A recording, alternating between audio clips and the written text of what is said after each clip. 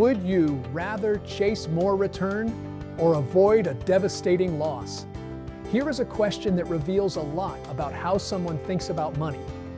Would you rather have the possibility of an extra few percentage points of return? Or would you rather have the certainty of not experiencing a devastating loss? Most people, when asked sincerely, choose the second one.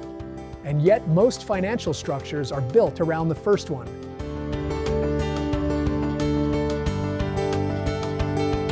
Hi, I'm Frank Lehane, author of From Broke to Six Figures, Saver's Wealth Advocate and Educator.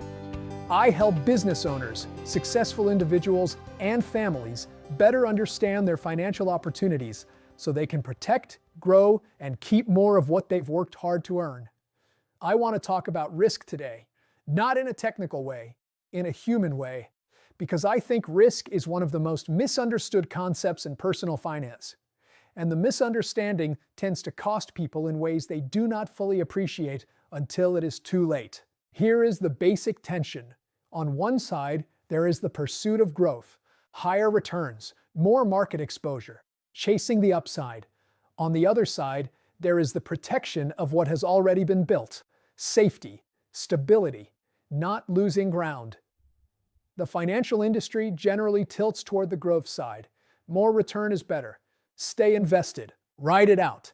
And for long time horizons, that approach has historical support. But here is what changes the math.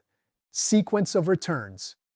If you experience a significant market loss in the early years of retirement, when you are beginning to draw income, the recovery path is very different from experiencing the same loss during accumulation.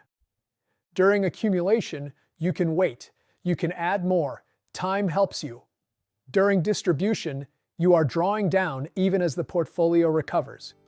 And that combination, losses plus withdrawals, can permanently damage a plan that looked perfectly sound on paper. That is not a theoretical risk. That is a very real one.